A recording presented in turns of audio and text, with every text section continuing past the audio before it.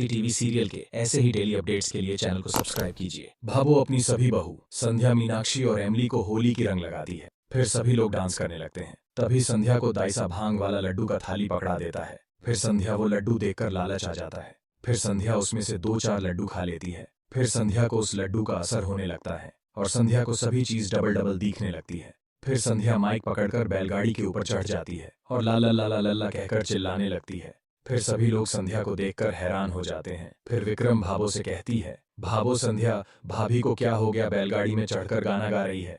फिर सूरज से कहती है, अरे सूरज देख तेरी बिन्नी ये क्या कर रही है, अरे जाकर थारी लुगाई को संभाल। फिर दाइसा भाबो को बताती हैं, संतुड़ी आज तो तेरी संध्या बिन्नी ने भांग के लड्डू खाए हैं। मैंने उसे लड्डू की थाली थमाई थी और उसने वह लड्डू खा ली। फिर उनकी बात सुनकर भाबो बहुत ज्यादा हैरान हो जाती है। इधर मीनाक्षी उनकी बात सुनकर दाइसा पर गुस्सा हो जाती है और कहती है, अरे इसका बस चले तो पूरे राठी परिवार की नाक कटवा देगी। फिर संध्या माइक में जोर जोर से चिल्लाकर कहती है, सूरज जी इधर आइए ना। फिर संध्या सूरज को अपने करीब बुलाता है और सूरज को किस करने लगती है। इधर सभी लोग उनको देखकर शर्मा जाते हैं और अपना मुंह ढक देते हैं।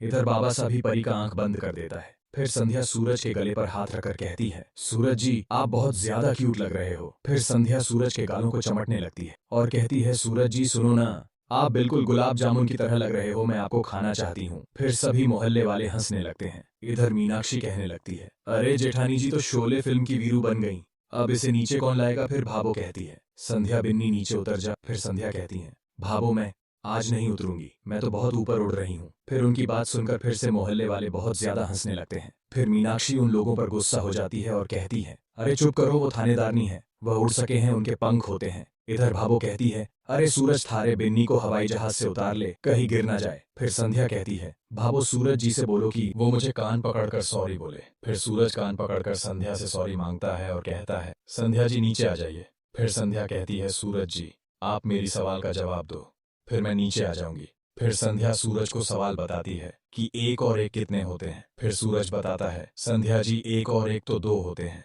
फिर संध्या करती है, सूरज जी आप गलत बोल रहे हो। तभी छोटू कहता है, भाभी सा 11 होते हैं। फिर संध्या कहती है, आप लोग झूठ बोल रहे हो, 1 और 1 3 होते हैं। फिर उनकी बात सुनकर फिर से मोहल्ले वाले हंसने लगते हैं। फिर भाबो संध्या के सामने हाथ फैलाकर कहती है, अब तो नीचे उतर जा मेरी माँ।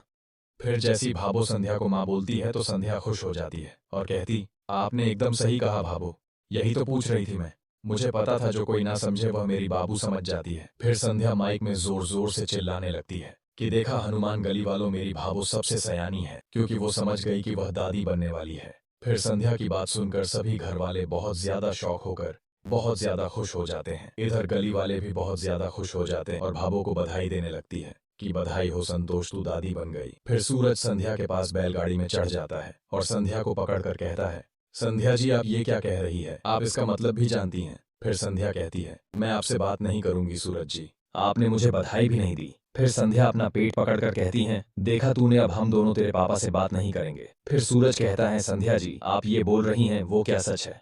फिर संध्या कहती है, हाँ सूरज जी बिल्कुल सच है, आप पापा बनने वाले हैं और माँ बनूंगी। फिर सूरज संध्या की बात सुनकर बहुत ज्यादा खुश हो जाता है। फिर संध्या कहती है, सूरज जी बाबा सा और भाबो दादी दादा बनेंगे और विक्रम भैया मोहित भैया चाचा बनेंगे और मीनाक्षी अमली चाची बनेगी और छवि बुआ बन जाएगी। फिर मीनाक्षी मिश्री से कहती हैं कि देख थारी ताऊजी ने भी चौका मार लिया, चल अब ताली बजा। फिर सूरज संध्या को गले से लगा लेती हैं। फिर अगले दिन सूरज और संध्या छत में आते हैं। फिर सूरज संध्या को बधाई देता है कि बधाई हो संध्या जी आप माँ बन गई, और कहता है, संध्या जी मैं आपसे नाराज हूँ, अरे इस खुशी को पाने का सबसे पहले मेरा हक था, लेकिन आपने वहां पर पूरी दुनिया के सामने खबर दे दी। फिर संध्या कहती है, सूरज जी सबसे पहले आपको ही बताने आई थी, मगर आप तो सुनने के लिए तैयार ही नहीं थे, आपको तो मजाक लग रहा था ना। फिर सूरज कहता है, संध्या जी हम दोनों की गलती बराबर हुई, आपने मुझे बहुत बड़ी खूबसूरत दी है, मैं बहुत खुश हूँ। ऐसा लग रहा है जैसे अपने प्यार को एक नया नाम मिल गया हो। जो हमारा परिवार अधूरा चल रहा था, आपने उसको पूरा कर दिया। फिर संध्या सूरज के गले लग जाती है और कहती है, सूरज जी मुझे ऐसा लग रहा है जैसे कि मैं भी पूरी हो गई। सूरज जी मैं जानती हूँ कि आपने मुझे कभी कहा नहीं, लेकिन इस खुशखबरी का इंतजार आपको बहुत दिनों से था, अब तो वह इंतजार पूरा हो गया ना। फिर सूरज कहता है, हाँ संध्या जी शायद मेरी जिंदगी का सबसे खूबसूरत पल है। फिर संध्या कहती है, सूरज जी अब आने वाला नया मेहमान हमारे प्यार पर ही भारी पड़ गया। सूरज जी, अब ये मेहमान आपको मुझसे दूर कर देगा।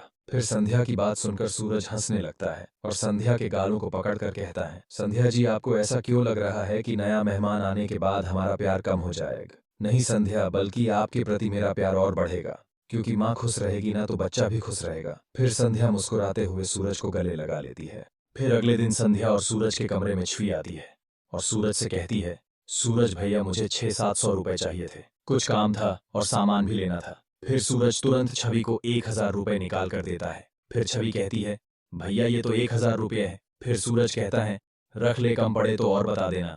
फिर छवि सूरज को थैंक यू कहकर वहां से जाने लगती है। तभी संध्या छवि को कहती है, छवि, तुमने बताया नहीं कि ये पैसे वापस कब लौटाओगे? फिर छवि घबरा जाती है और कहती है, संध्या भाभी, ये आप क्या कह रही हैं?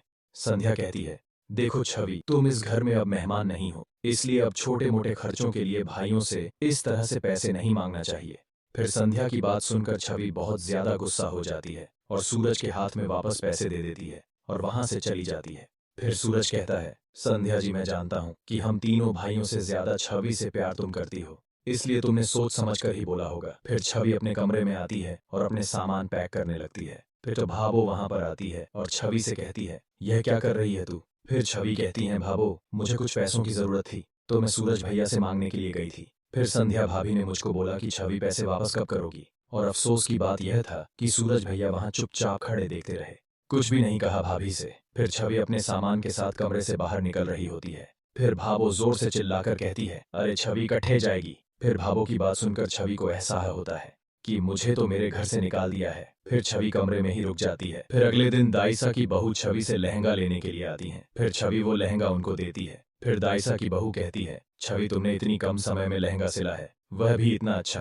अरे पूरे पुष्कर में कोई नहीं ऐसा सिल सकता। इधर संध्या और भावो भी उनकी बात सुन रहे होते हैं। फिर मीनाक्षी छवि से कहती है, छवि, मैं क्या कह रही थी कि मैं भी थारे को ऐसा ही कपड़ा ला कर दूं तो हमारे लिए भी लहंगा सिल देगी ना? वैसे भी तू तो कोई घर का काम करती ही नहीं है। फिर दाइसा की बहू छवि को 500 रुपए देती है। वो पैसे लेकर संध्या से कहती है, संध्या भाभी, सिलाई से मैं अपना खर्चा खुद ही उठा सकती हूँ, किसी की चार बातें सुनने का मौका नहीं दूंगी। फिर संध्या कहती है, छवि, तुम्हें ये सब करने की जरूरत नहीं है। फिर छवि कहती है, क्यों भाभी, सुबह तो कह रही थी कि मुझे अपना खर्चा अपने भाइयों से नहीं मांगना चाहिए। फिर संध्या कहती है, छवि, मैं चाहती हूँ कि तुम मुंबई जाओ और वहां से फैशन डिजाइनिंग का कोर्स करो, क्योंकि तुम इस कोर्स में बहुत अच्छा कर पाओगे। फिर छवि कहती है, भाभी, मैं फैशन डिजाइनिंग और वो भी मुंबई जैसे बड़े शहर में नहीं कर पाऊंगी। फिर संध्या कहती है, छवि, क्यों नहीं कर पाओगे? छवि, तुम अपने अंदर छिपी इस कला को पहचानो। फिर छवि भावो से कहती हैं, भावो, क्या मुझे यह करना चाहिए? फिर भावो कहती है, जो मन में सोचा है वही अच्छा होता है। छवि, तेरा मन इसमें है तो जरूर कर। फिर छवि से कहती है, संध्या भाभी, सुबह जो आपने मुझसे कड़वी बात जानबूझकर की थी ना? फिर संध्या कहती है, छवि, अगर मैं तुम्हें कड़वा नहीं बोलता तो तुम्हारे आत्मसम्मान को ठेस नहीं लगता और ये जो हुनर तेरे अंदर छुपा रखा था वो बाहर कैसे आता? फिर छवि कहती है, सॉरी भाभी, पता नहीं मैं आपके बारे में क्या क्या समझ बैठी थी और आप ही ने मुझे सही रास्ता